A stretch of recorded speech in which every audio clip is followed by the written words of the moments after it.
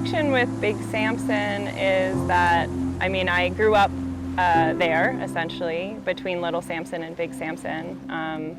My dad was the former owner, Marcus Mitchell.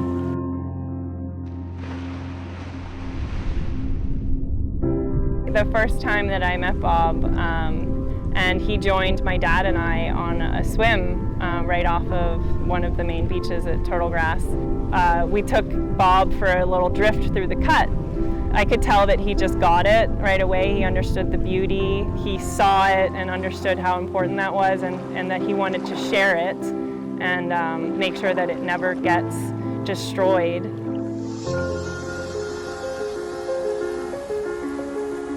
First time I came to the Bahamas was in 1993 and ended up in 2015 in Exuma. And as I got to Exuma, I decided that I would try to figure out how to get involved in the community.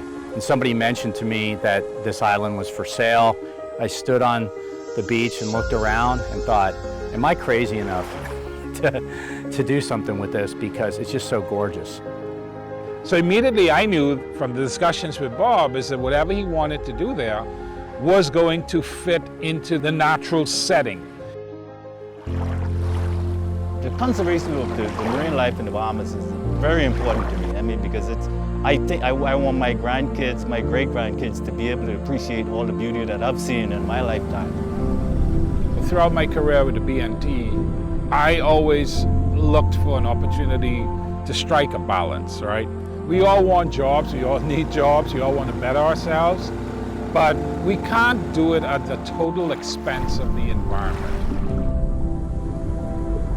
We're Big Sampson Cay, that's what it says on the map, and we'll probably continue to be Big Sampson Cay. The resort, as we call it, is going to be called Turtlegrass. Turtlegrass came to me one morning when I was actually here and went snorkeling, and somebody said, oh, that's turtlegrass. I called it seagrass. And I think that people who travel will start to recognize Turtlegrass as a desired destination. And we plan to do a lot of development. It's going to be done in phases, and part of how you focus on preservation is in your building practices. And one of the things I'm intent about is hiring Bahamians as much as possible. All of our employees today are Bahamians, 100%. Something that was so key for me in developing the overall tone of Phase 1 was just as low impact as possible. The Turtlegrass, of course, off of the main beach is considered sacred. And even once the island is to the point that people are staying there, there's going to be some mindful rules in place about not disturbing the Turtlegrass too much. Before the island actually got bought, I knew the people that lived on the island. Working here, I get to know the insights of what they're going to develop, and they're going to add some aspects on it to add back to the community and the surrounding area. Just like coral reefs, seagrasses, as we call them, in the Bahamas we call it turtlegrass, extremely important to the Bahamian ecosystems and indeed to the Bahamian way of life. And of late, of course, who hasn't heard, the big discovery? The Bahamas has the largest seagrass meadow in the world, and that is now being used by the government as a trading item in the carbon credits arena. So seagrasses are literally one of the hottest items for consideration in the carbon credit mix. Well, turtlegrass is actually a kind of seagrass, and it's really important species because it is what we call, again, the foundation species. It basically holds the structure of the ecosystem.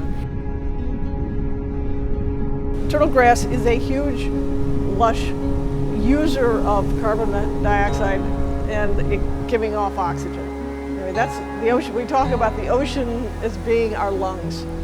Turtlegrass is one of the main sources of taking in carbon dioxide and giving off oxygen. Just look at this view right here, of where you would have your breakfast in the morning, right? Isn't that just gorgeous? I don't think you'd want a marina right here.